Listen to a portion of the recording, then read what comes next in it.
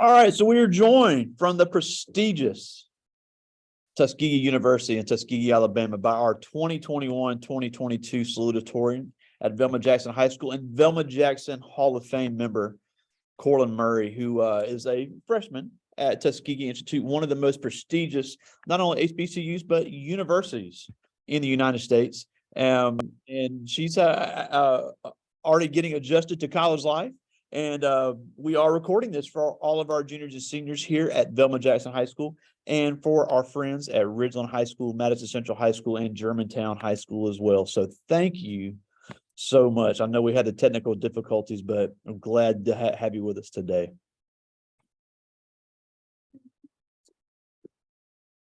Okay, so hey, how y'all been doing? My name is Korlin. As he said, I am a freshman, but I'm technically a sophomore. But yeah, and to the illustrious Tuskegee University, I am the Velma Jackson High School class of 2022 Salutatorian, and I'm just happy to be here with you guys. I would like to start off by giving a rundown of my college experience so far. There's highs and lows. I will say that sometimes it can be different being in a new environment, but that just comes with like the plunge of going out of state and being around people who you don't really know, not really trusting anybody, but I am adjusting quite well. I have met a lot of different people through a lot of different organizations. I'm involved in the Pre-Law Society. Wow. I'm on the e-board. I am the secretary of the Pre-Law Society. Wow. I'm involved in BCM, which is Black Campus Ministries. We basically go out and spread the word of God. You know, that's something I'm heavily involved in. I'm also involved in the TU Collegiate 100. Wow. Yeah, and we basically do a lot of community service.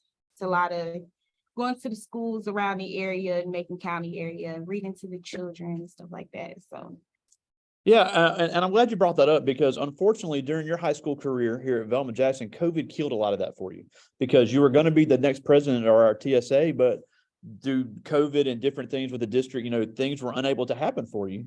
But I think it's important for, you know, these kids to realize, even though that was kind of on the back burner for a while, that stuff's important not only when you're at college, but getting into college as well.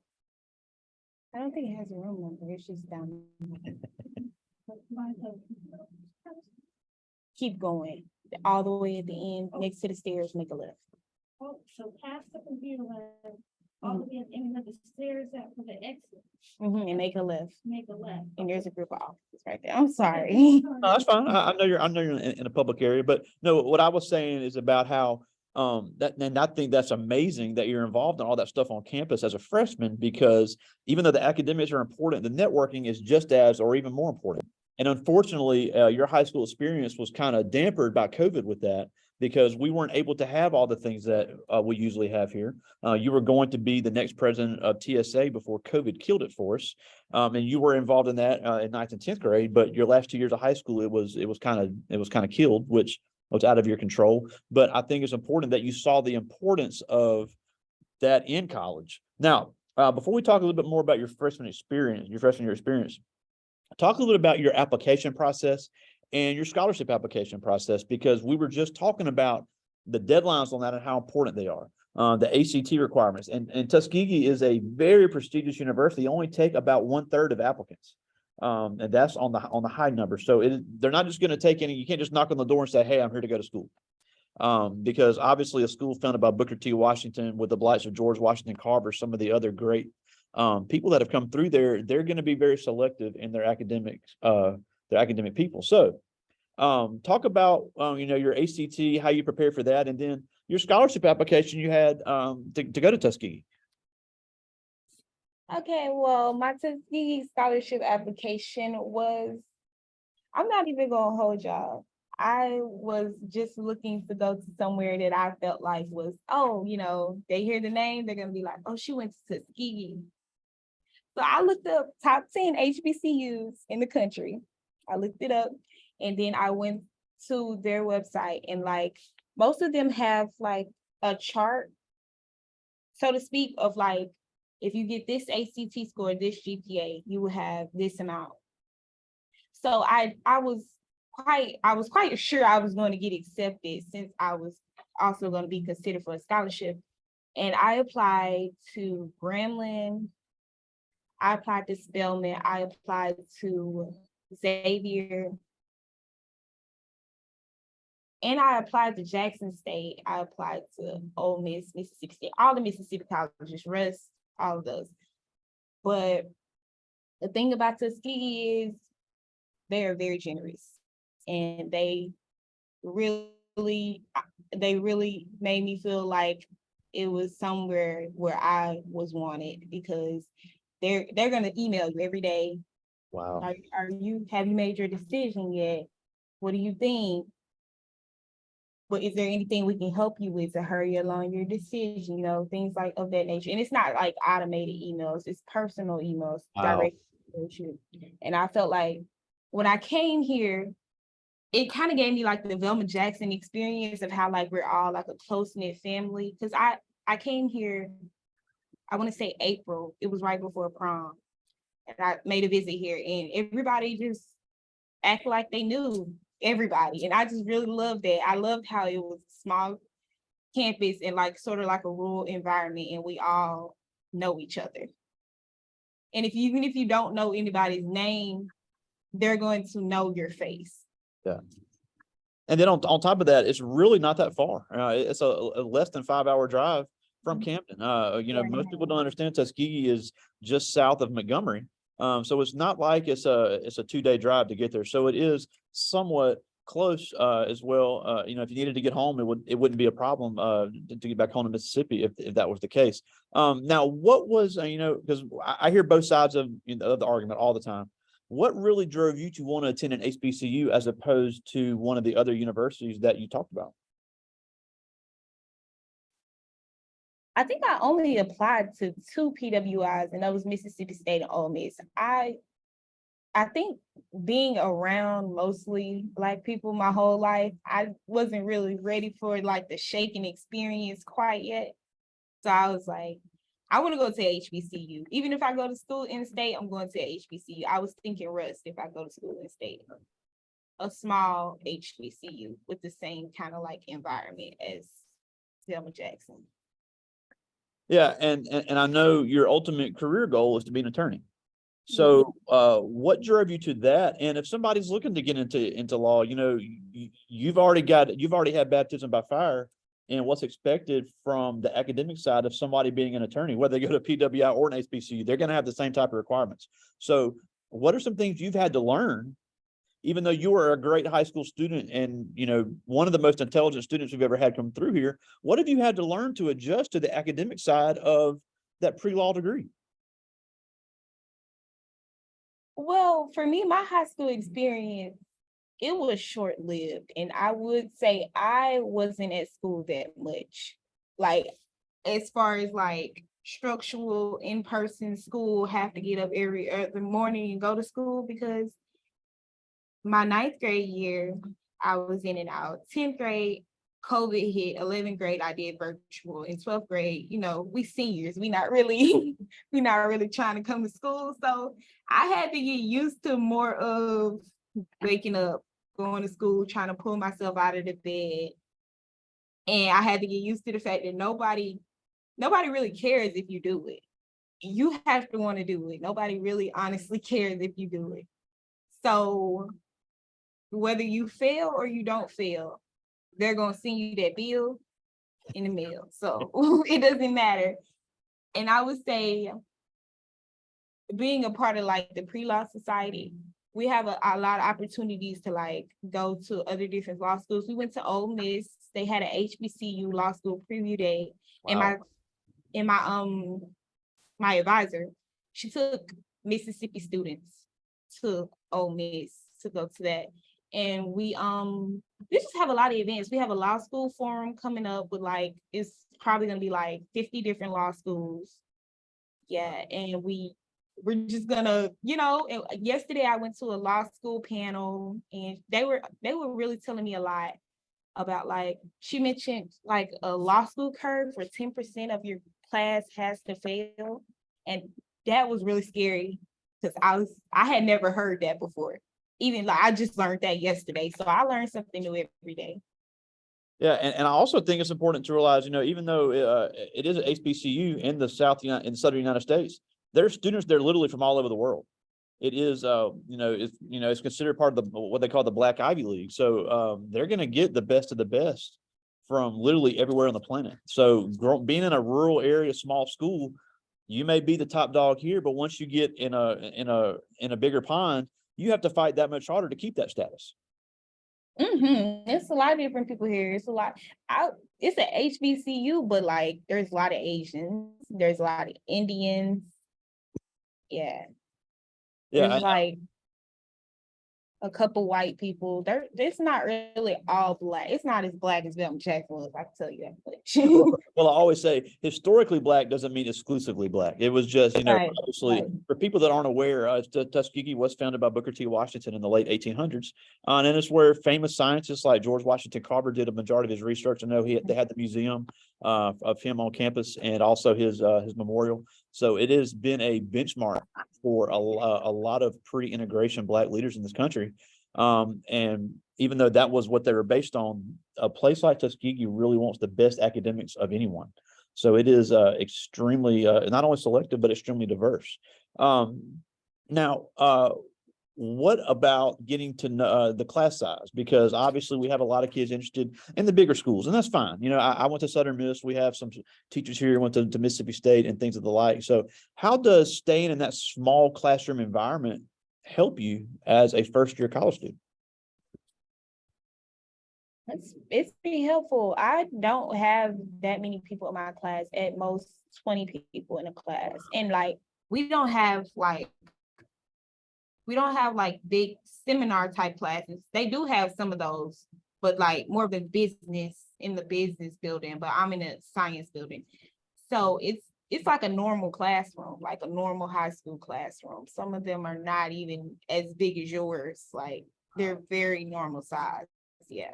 So it's not that's another thing about being here. It really doesn't feel like that different, except I have to be more independent. Nobody is like, do it. But like as far as the environment, it's really the same. I know everybody in my class. Everybody who I take a class with, I personally know their name. And I know that's hard in college. If you're like in a big auditorium type classroom. Like I went to Ole Miss and they have huge classrooms. I don't think maybe it was just the law school part of it, but I don't know. But the law school part of the classroom was huge. Yeah. I was like, how do you see the professor?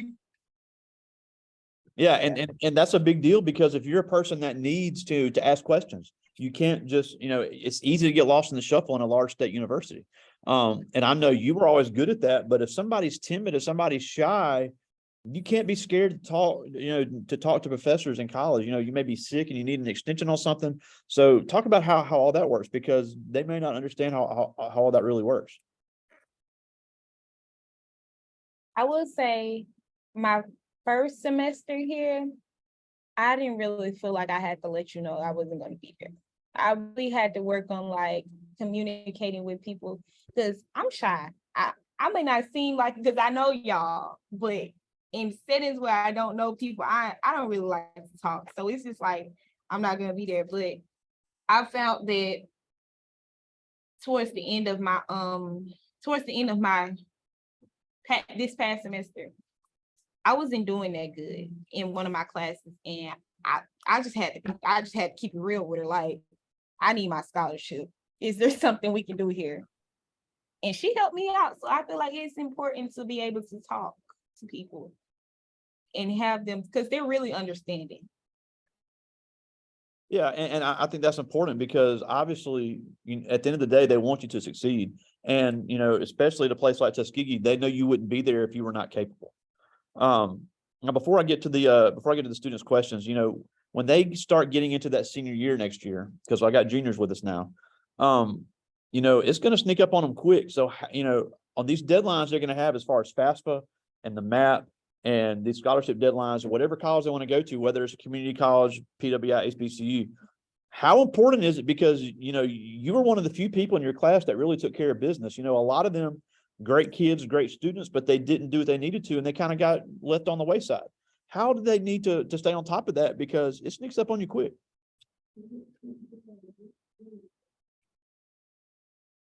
A lot of people in my life who I felt like were holding me accountable to like do better.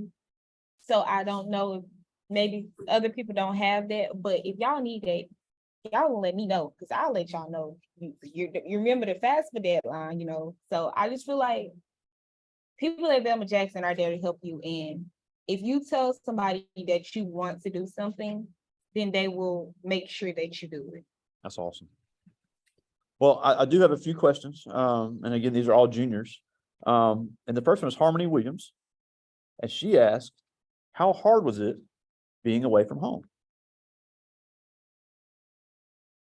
I convinced myself, I had to try to convince myself I wasn't going home 3 times my first semester. It was really hard. It was a tough time. I came home twice a month.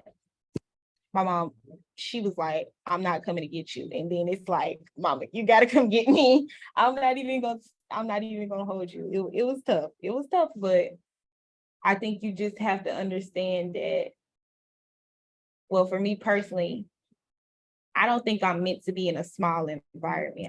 I feel like I have better things to do. So, and it's also, it's not where you, I mean, what's the saying they say? Wherever you go, that's where you are. So I feel like if I would have went back out to Mississippi, I still wasn't gonna be able to stay at home. I was gonna have to do something. So why not stay here and do something? That's awesome. This is Anarian Mayfield, and he asked, was Tuskegee your first college choice? No, I wanted to go to Spelman, but Tuskegee was very generous. So. Yeah, I mean, and again, you know, and I think that's a perfect example. You know, if somebody's going to offer you more scholarship money and then they have that personalized environment, you know, at the end of the day, you got to do what's best for your financial situation. Mhm. There's absolutely 0 point in going to a more prestigious or more fun college just to get in more debt. Especially with the rising tuition costs at these private universities. So I think that's a great decision on your part, and I'm happy it worked out for you. But that's another important reason you need to apply to multiple places. They had the fee waivers available from Dr. Allison here, and you know, you need to use that because that is something that could really save you a lot of money. Trying to read this one. This is Denoa Thompson. Hold on, I'm trying to see what this says.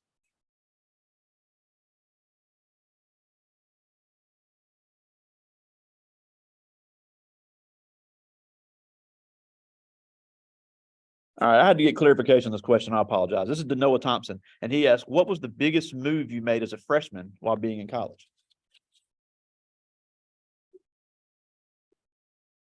I think the biggest move I made was probably joining a lot of stuff because I was lonely. That's the main reason I wanted to go home. I was like, I got to get out of this room or I'm going to go home. So I had to like make the best of my experience and join the pre-law society. The pre-law society was something that was one of the greatest things that ever happened. We've been everywhere. I've met several different people. I met a famous TikToker. It's just been great. I really am enjoying Pre-Law Society. They put me in a position of leadership, even though I'm a freshman. And I feel like that's something I needed to feel like I can be a part of the bigger purpose and not just a freshman. Yeah, and then on top of that, you know, besides your great GPA, you're going to be able to meet people that could write you a recommendation letter for law school. Because if that's your ultimate goal, those recommendation letters are going to be just as important as an LSAT score or a GPA. So the networking aspect, and then, you know, we had Tamara Jackson on Wednesday, and she said the same thing. Her first semester, she was lonely. She started getting involved, and it's amazing how her entire college experience changed. And I think that'd be the same for anybody, no matter where you go. Now, this is Carl Wilson. And he asked, what aspect of college do you love the most?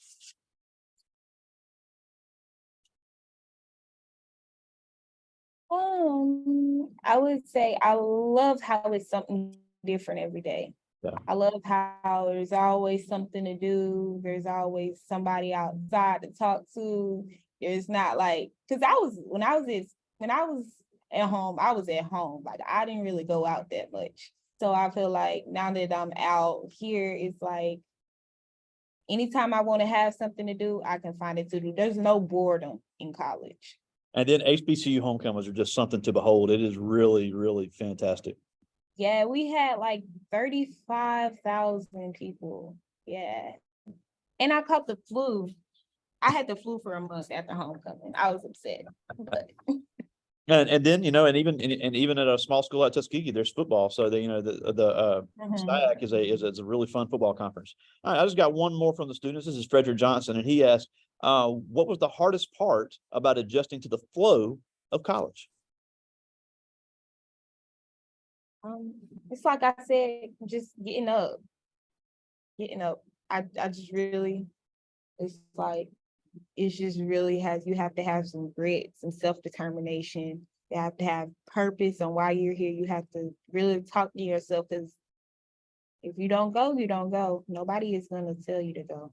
That's one of the biggest parts for me. And meeting new people, because I would say I've been knowing the same people my whole entire life, from kindergarten to senior year. I've been in the same school district.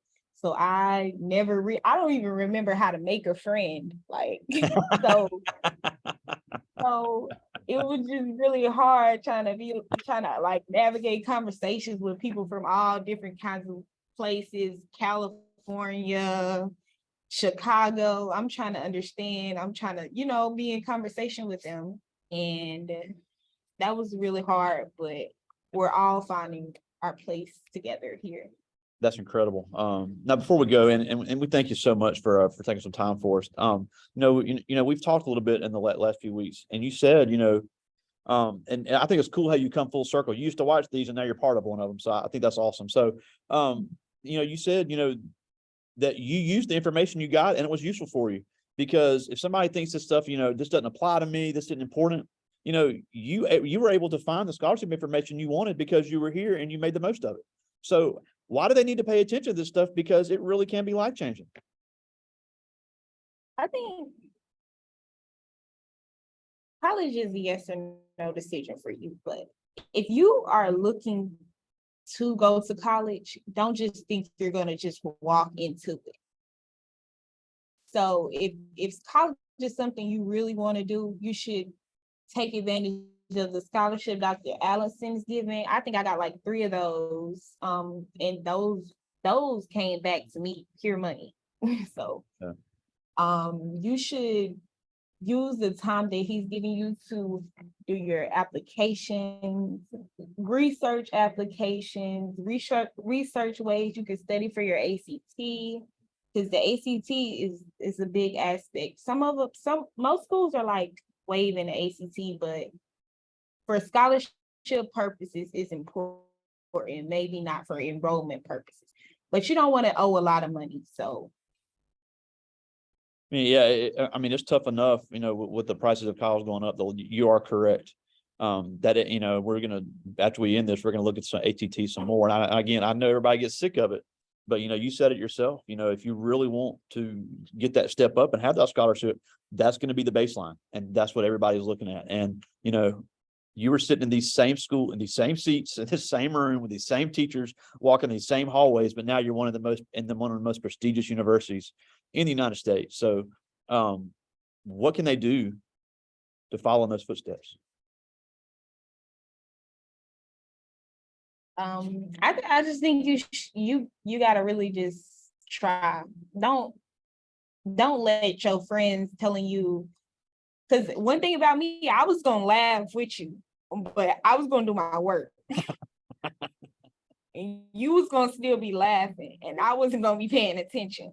So don't let your friends try to tell you, oh, college ain't cool, college this and that. It's not important to get scholarships. You writing essays, and they're like, what you doing that for? And you don't have to do it.